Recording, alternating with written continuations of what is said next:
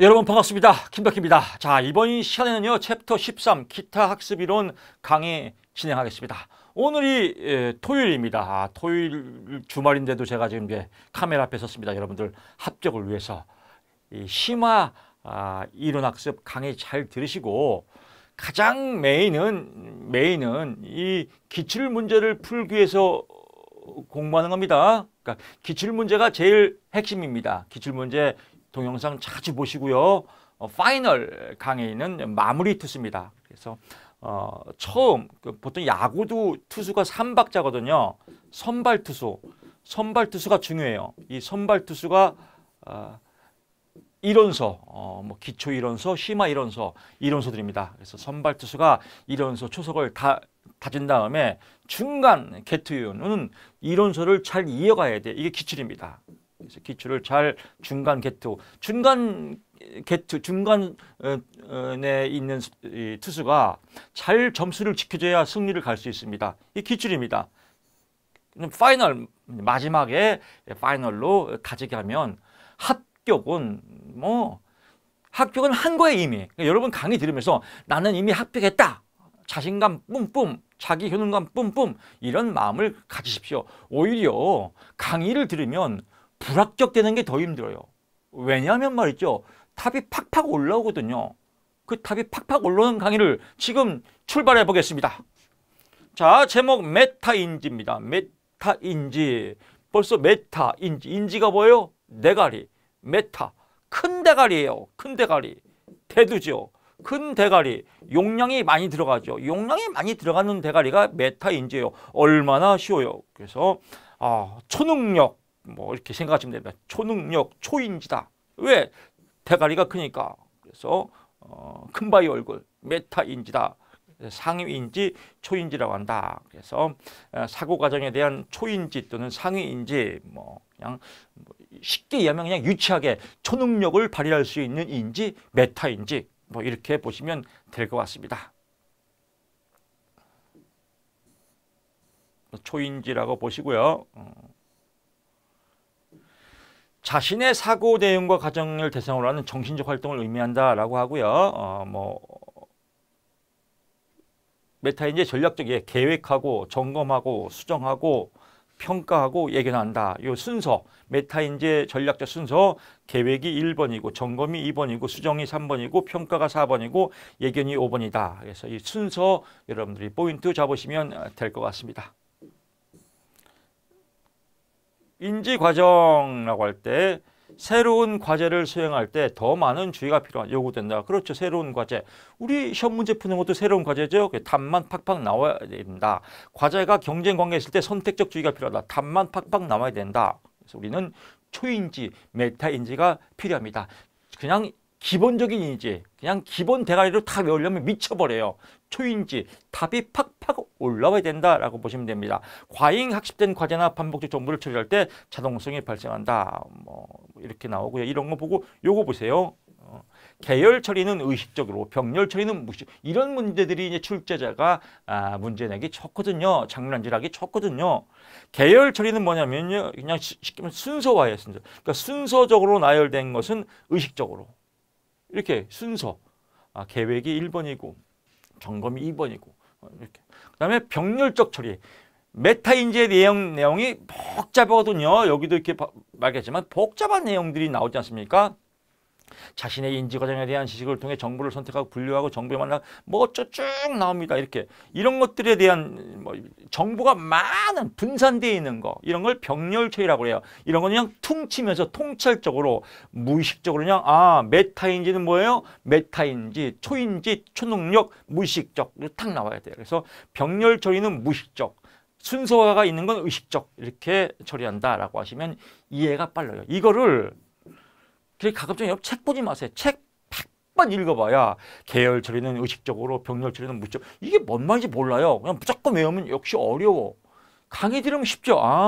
계열 처리 순서가 있는 건 의식적으로 순서를 파악하고, 그냥 복잡한 건 퉁치자 무의식적으로. 어떻게 메타인지, 초인지, 초능력, 무의식적으로 발생한다라고 보시면 그렇구나 라고 생각하시면 됩니다. 시험 문제 question 이렇게 나오죠. 시험 문제 출제자는 계열 처리는 무의식적으로, 병렬 처리는 의식적으로 발생한다. 이렇게 나오면 또 그럴듯해요.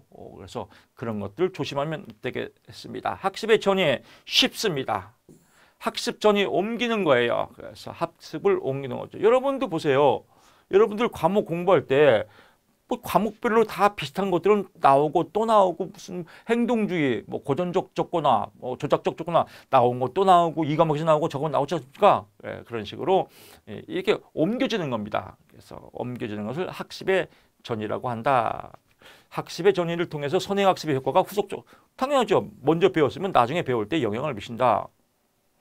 구체적 사실보다 일반적 원리, 보통 일반적 원리들이 전이가 촉진된다. 왜? 일반적인 거니까. 그래서 쉽게 일반적인 게 구체적 사실은 전이가 잘 안 이루어지고 일반적인 게 더 전이가 이루어진다. 이것도 장난질 할 수 있습니다. 항상 여러분들은 공부보다는 장난질을 조심해야 돼요. 학습의 전이는 일반적 원리보다 구체적 사실이 더 전이가 촉진된다. 그럼 또 그럴듯해요. 웃기지 마라. 구체적 사실이 아니라 일반적 원리가 더 전이가, 즉 객관적이고 일반적인 게 더 쉽게 옮긴다 이겁니다. 라고 보시고요. 좋습니다. 근접 전이와 원격 전이가 있어요. 학습 상황과 전이가 발생하는 상황이 유사해요. 유사해요. 학습 상황이 비슷한 내용이 유사하다가 나올 때는 이건 근접전이에요.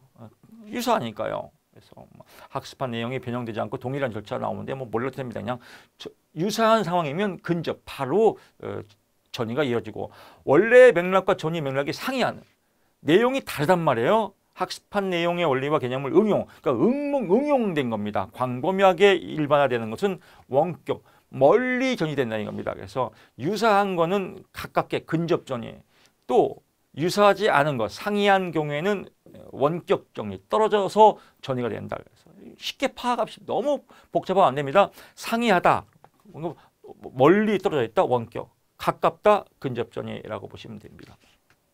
좋게 전이하는 거 정적 전이, 나쁘게 전이하는 거 부적 전이라고 하고요. 저도 전이, 고도, 의도적 인지 활동이 없는 전이가 자동적으로 발생하는 거. 그냥 의도적으로 내가 생각 안 했어요. 근데 자동적으로 전이가 자동적으로. 이거는 저도 전이에요. 또 이건 반대죠. 추상화 활동을 통해서, 의식적으로 추상화 활동을 통해서 전이가 되는 거, 추상화 활동으로 전이되는 거 고도 전이, 높은 전이라 이겁니다. 학습된 전이, 자동적으로 자동뽕 생기는 건 저도 전이라고 보시면 될 것 같고요. 뭐 어떤 장면에서 학습된 복잡함이 같은 장면에서 복잡한 게 똑같이 된다. 그러면 수평전이, 학습은 그 후보다 더 고쳐져요. 같은 레벨이면 수평, 또 그 후보다 고차적이면 뭐예요? 수직. 그래서 고차적 나오면 수직, 같은 나오면 수평, 이렇게 구분만 하면 됩니다. 일일이 다 볼 거 없습니다. 그래서 요게 잘 나옵니다. 시험 문제는 근접전이와 원격전이, 저도전이와 고도전이. 그래서 자동폭 저도전이, 추상적 활동 고도전이라고 보시고요. 또 상황이 유사하다 근접전이, 상황이 다르다 원격전이라고 포인트 잡으시면 될 것 같습니다. 추가적 전이, 원래의 기능이나 지식이 새로운 과제의 전이, 원래 기능이 있는데 이게 더 확대돼서 새로운 과제에 옮겨지는 거, 이건 추가적 정리. 뭐 과목 우리 공부하지 않습니까? 그래서 과목을 공부할 때 이 과목이 이 과목의 과목을 초월해서 연결되는 게 있지 않습니까? 그런 것들은 이제 추가적 전이라고 한다. 그래서 새로운 과제에 새로운 과제 나오면 추가적 전이. 학습에서 두 가지 이상의 비슷한 과제가 서로 두 가지 이상의 과제가 서로 영향을 미치는 거예요. 얘가 얘한테 영향을 미치고 얘가 얘한테 영향을 미치고, 이건 특수전이다. 그래서 두 가지 이상의 과제 특수전이, 새로운 과제 추가적 전이, 이렇게 포인트 잡으시면 될 것 같습니다. 전이의 이론갑니다. 형식 도야설이 있고요. 동일 요소설, 일반화설, 형태 이조설이 있는데 다 외우면 헷갈립니다. 그래서 이 두 가지가 시험에 잘 나옵니다. 형식 도야설입니다. 로크가 주장했고요. 인간의 정신은 능력 심리학, 즉 능력의 의지, 기억, 주의, 판단, 이런 능력으로 이루어졌다. 그래서 헬스클럽에서 근육이 헬스 뭐 열심히 하면 근육이 막 이렇게 나오지 않습니까? 뭐 이렇게 배근육도 나오고 근육 쫙 나와서 저도 이런 게 꿈입니다. 다 헬스클럽 쫙 해서 그냥 근육 쫙 나와서 쫙 몸에 만들어서 그냥 상이 딱 처리하고 강의하고 이러면 또 거시기 하겠죠. 하여튼 그렇습니다. 이렇게 인간의 정신도 근육 단련과 같이 강화된다. 이거 연습을 통해서 강화된다라고 하는 게 형식 도야설 로크가 주장했다라고 하고요. 형태 이조설이 시험에 잘 나옵니다. 그래서 먼저 경험한 형태가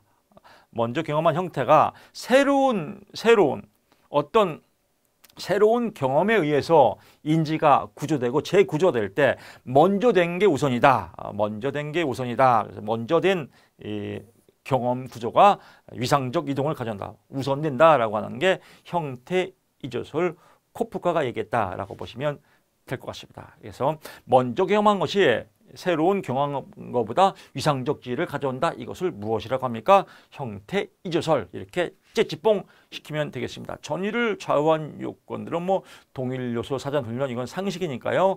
뭐 심심할 때 읽어보시고요. 안 심심하면 바로 넘어오세요. 정보 처리 모형 나옵니다. 애트킨슨, 셰프린 이런 거 일부러 외울 거 없어요. 이건 시험 문제 나오면 지가 써 있어요. 이렇게요. 써 있으니까 얘가 말하는 이중 기억 모형이구나 라고 하면 얘는 자동뽕으로 내려와요.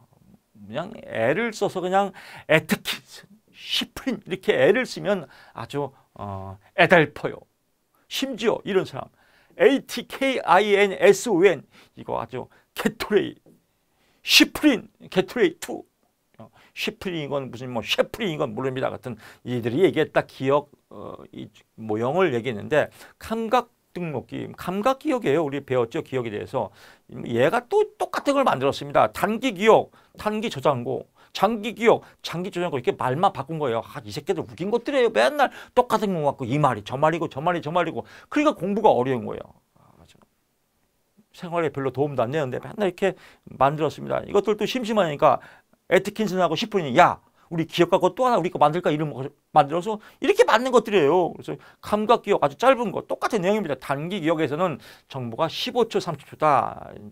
이렇게 조금 이제 이것들이 말을 바꿨죠. 그래서 리허설 복습이 필요하고 코딩 부호화가 필요하다. 그래서 리허설 복습 코딩 부호화 나오면 단기 저장고다라고 보시면 될 것 같습니다. 그래서 15초 30초 리허설 복습 코딩 부호화 마찬가지죠. 여러분 복습 동영상 많이 보고요. 부호와 키워드 외우면 저장이 된다 이겁니다.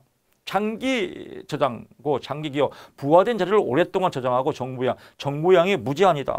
단기 저장고, 장기 저장고, 장기 기억. 나머지는 배웠고요. 똑같은 내용이고 얘만요. 정보가 15초, 30초, 리허설 복습, 코딩 부호와 단기 저장고, 그래서 이중 기억 모형이다라고 보시면 될 것 같습니다. 이중 기억 모형의 순서, 그래서 자극 정보가 들어오고요. 감각 기억이 됐다가 단기 기억으로 나와서 장기 기억으로 순으로 된다. 그래서 이 순서 시험 문제입니다. 또 크레이크와 로카드가 나왔는데 또 크레이크와 로카드 나오니까 괜히 뭐 얘는 크레카 과자 같고 로카드는 아이스크림 같네요. 과자와 아이스크림 이렇게 그냥 느끼세요. 그냥 크레이크, 크래커, 과자, 로카트, 하드, 아이스크림. 그래 과자와 아이스크림을 먹자. 어떻게 정보 처리를 하면서 먹자. 정보 처리 수습 모형 이게 나오면 똑같이 시험 문제 나오니까 굳이 만약에 시험 문제가 정보 처리의 수집 모형을 주장하자가 누굽니까? 라고 하면 얘를 외우겠지만 폐축에도 안 나옵니다. 그러니까 이렇게 보시면 될 것 같고요. 정보 처리 과정을 일련의 연속적인 과정으로 설명하고 정보 처리의 순서를 가정하여야 했다. 정보 처리 과정을 설명하는 과정. 그래서 정보 처리 순서를 가정하지는 않았다라고 하는 겁니다. 이게 포인트입니다. 이 말장난 하겠죠. 출제자는. 정보 처리 과정. 여러분도 하면 여러분들이 공부하시면서 내가 출제자라면 하고 역지서지 입장을 바꿔놓고 생각해 보세요. 그러면 이런 문제 장난질하기 좋아요. 왜? 수험생들이 걸려 들어가거든요. 정보 처리 과정은 일련의 연속적인 과정으로 설명하고 정보 처리 수준 모형이기 때문에 정보 처리 순서를 중요시하겠다. 그러면 그렇지. 정보 처리니까 순서가 중요하지. 걸려 들어가게 딱 좋잖아요. 그래서 이런 거 역지사지로 여러분들 생각하면 아주 공부하기가 쉬울 겁니다. 정보 처리의 순서를 가정하지는 않았다. 시험 문제 어떻게 나오겠어요? 가정하였다 나오겠죠. 그래서 이런 거 포인트 잡으십시오. 이 지적 예형보다는 이런 말장난을 중요시하여야 합니다. 단기 기억과 장기 기억이 분명하게 구별된다는 점을 부정하면서 1차 기억과 2차적 기억으로 구분했다. 그렇죠. 단기 기억과 장기 기억이 딱딱 구별된다. 이렇게 구별되는 거는 아니다. 부정하면서 기억은 1차 기억, 2차 기억, 의미 기억 이런 걸로 확대해서 해석됐더라라고 보는 겁니다. 그래서 이렇게 인간의 기억을 외형 기억, 안목 기억으로 분리는 기억 해리 현상을 설명해서 기억 체계, 외형 기억, 그냥 뭐 어떤 1차 이렇게 단기냐 장기냐 이런 것보다는 뭐 의미 있는 사건이라든지 뭐 또 환경적 사건이라든지 이런 거에 의해서 또 암묵적 기억 또 이렇게 뭐 의미화되지 않지만 자연스러워 흡수되는 이런 기억들이 또 기억 체계를 만들어간다 이런 걸 주장했다. 누가? 크레이커와 로카드가 정보 처리 수준 모형에서라고 이해하시면 될 것 같습니다. 또 보면 그러니까 기본적인 사실과 정보, 간단한 이런 사실과 정보에 의한 표층 처리보다는 심층 처리가 더 중요하다. 여기서 보면 심층 처리보다 더 중요하지 않다고 보다. 그러니까 심층 처리가 더 중요한 겁니다. 이 표층 처리보다. 그래서 기본 키워드는 거예요. 외연 기억과 안목 기억 이런 것들이 의미 기억화돼서 심층 처리되는 게 더 중요하다 이렇게 보는 겁니다. 의미 처리만 되면 학습 처리가 심층 처리가 되면 의무 처리가 되면 즉 학습 처리가 심층 처리 의미 처리가 되면 우연 학습 우연히 관계된 학습도 의도 학습 효과만큼 우수하다.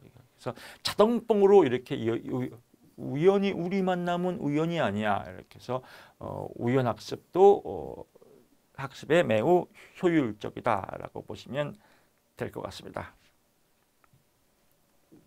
기억의 종류에서요. 이건 내용이 제인. 저장된 정보의 인출 단서가 주어질 때 정보가 인출 단서, 즉 문제가 나올 때 답이 나오는 거. 우리 시험 볼 때 이게 나와야죠. 이걸 제인이라고 한다. 또 단서가 없이 머릿속에 기억된 게 재구성, 이걸 회상하는 거죠. 추억을 회상한다. 그래서 이거는 비가 오면 첫사랑이 생각난다. 회상해요. 단서가 주어질 때 정보가 인출된다. 문제가 주어질 때 답이 나온다. 체인이라고 보시면 돼요. 우리는 체인이 중요합니다. 통찰 이론 반복적이죠. 아하 이론, 통찰, 아하 이론, 퀼러입니다. 퀼러가 주장했다. 그래서 아하 이론, 통찰 이론이다. 그래서 인지학습 이론이다. 통찰 어디서 해요? 내가 이러한다. 인지학습 이론. 그래서 전체는 부분의 합 이상이라고 한다. 그래서 전체는 부분의 합이다 이렇게 나옵니다. 시험 문제는 전체는 부분의 형태주의 또는 통찰학습, 아하 이론, 뭐 초인지 다 같은 맥락입니다. 그래서 전체는 부분의 합이라고 한다 이렇게 나옵니다. 저 부분의 합 이상이다 이게 답입니다. 보고요. 좋습니다. 나머지는 넘어가도 되고요. 다 했던 내용입니다. 통찰, 아하 이론, 침팬지에서 침팬지를 보면 바나나가 있는 바나나를 먹으려고 의자가 있는데 의자를 쳤더니 뭐 나무 막대기를 휘둘러다가 바나나가 뚝 떨어졌네. 그래서 도구 학습을 위해서 나무를 하다 보니까 바나나가 떨어졌네. 오케이. 도구를 이용해서 이렇게 되면 바나나를 딸 수 있구나. 그렇구나. 통찰 이론 침팬지. 그래서 침팬지, 바나나, 통찰 이론, 아하 이렇게 보시면 될 것 같습니다. 이렇게 이런 것들이 막 이어져야 돼요. 그래서 딱 퀼러, 통찰 이론, 아하 그렇구나, 아하 이론, 바나나가 떨어졌네, 침팬지. 딱 이런 것들이 하나의 현상으로 이루어지고 장 이론 나옵니다. 장. 위장할 때 장이 아니라요. 장, 필드, 장소 이렇게 장, 마음의 장소. 필드, 골프 치는 운동장이 아니라 마음의 장소. 그래서 마음의 활동 무대, 마음의 활동 무대의 심리적 활동 무대, 이런 심리적 생활 공간, 심리적 생활 공간에 개인의 의식화된 장소, 이걸 장이론이라고 한다. 누가 정했다? 이건 외워요. 레빈장. 그래서 모텔 이름 같죠. 레빈장. 러브장도 아니고 리비도장도 아니고 레빈장이다. 레빈장. 레빈하면 장이론이다라고 보시면 될 것 같아요. 저도 이제 외부 강의할 때 요즘은 이제 외부 강의를 잘 안 하지만 옛날에는 외부 강의를 제가 많이 했었습니다. 외부 강의하면 지방 강의하면 이제 제가 모텔에서 자거든요. 모텔에서 쫙 모텔촌이 있지 않습니까? 모텔촌 쭉 가는데 모텔 이름 중에서 리비도 장이더라고. 이름이 리비도. 우리 많이 들어봤지 않습니까? 리비도. 들어본 건 친밀감 있지 않습니까? 그래서 그 리비도 또 장으로 제가 또 가게 되더라고요. 왜? 들어봤으니까. 친밀감이 있으니까. 만약에 모텔에 가는데 레빈장이다 그러면 레빈장으로 갔겠죠. 하여튼 레빈장. 장 일어나면 레빈이다 라고 보시면 될 것 같고요. 생활공간. 마음의 생활공간을 장이라고 한다라고 보시면 될 것 같습니다. 장이론의 주요 생활공간 이건 외우셔야 됩니다. 시험 문제 잘 나옵니다. 그래서 첫째 생활공간, 마음의 생활공간에서 장이론의 주요 요소, 생활공간 이게 또 위상, 벡터, 행동 방정식 이 네 가지입니다. 시험 문제 내용이 좋죠. 다음 종 장이론의 주요 주요 요소가 아닌 것은 1번 생활공간, 2번 위상, 3번 벡터, 4번 행동 방정식, 또 5번 떡볶이 먹기 하면 답이 떡볶이 먹기가 되겠죠. 그래서 네 가지 문제 내기 좋습니다. 그래서 꼭 외워두시고요. 생활공간 말 그대로 그냥 행동하는 자아의 공간이다. 생활공간이다. 장이다. 위상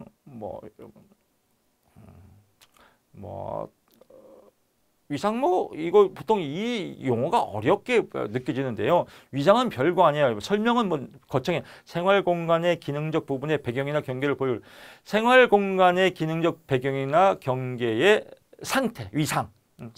어느 상태에 있냐 이거 어느 상태. 어떤 일이 생길 때 어떤 상태에 있냐 이거예요. 어느 위치에 있냐 이겁니다. 그래서 가족, 교회, 학교, 극장, 회사 이런 생활 공간이 있는데 지금 어느 상태에 있냐? 가족의 상태에 있냐? 교회의 상태에 있냐? 학교의 상태에 있냐? 그래서 어느 상태에 있냐를 생활 공간의 어느 상태를 물어보는 것을 위상이다.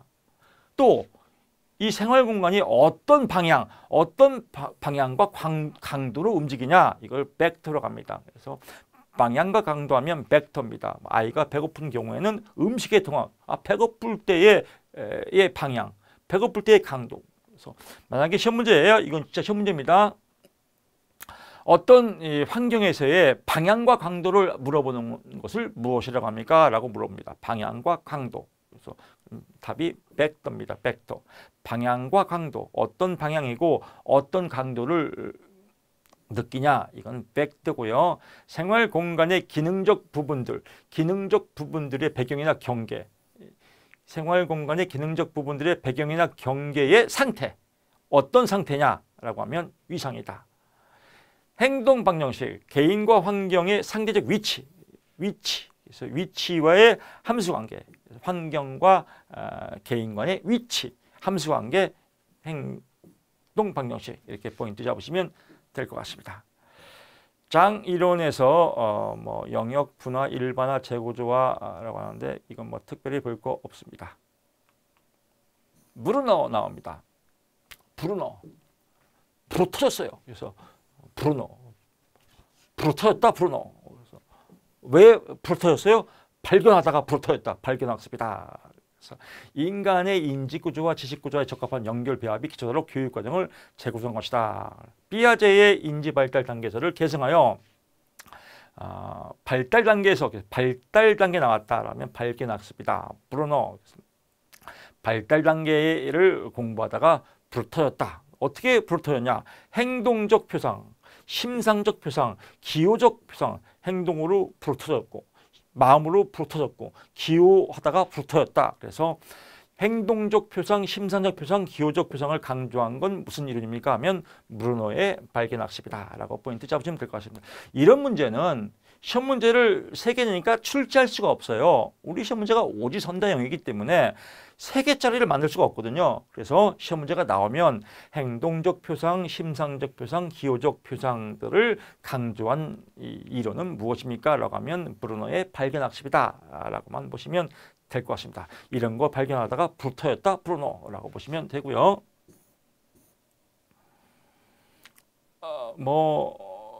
나머지는 크게 볼 거 없습니다. 브루너의 발견학습은 학습의 결과보다는 방법을 중요해야 했다. 그래서 방법을 찾다가 풀어뜨렸다. 그래서 방법이 더 중요하다라고 보시면 될 것 같고요. 똘트란 쥐새끼 똘만 나오죠. 그래서 똘만 나오면 뭐 톨만인데 그냥 똘만 나오면 똘똘하다 나오죠. 그래서 우리 배운 것 똑같습니다. 똘만.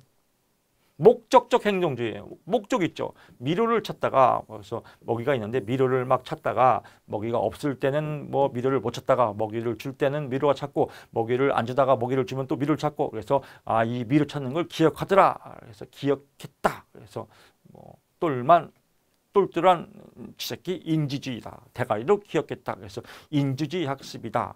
어떻게 나중에 먹이를 안 주더라도 길을 찾아가더라. 잠재학습. 이 길을 미로를 대가리로 기억하더라. 인지도, 인지학습, 장지학습, 똘만, 쥐새끼 뭐 이렇게 보면 뭐 될 것 같습니다. 그래서 이 정도로 보면 되고요.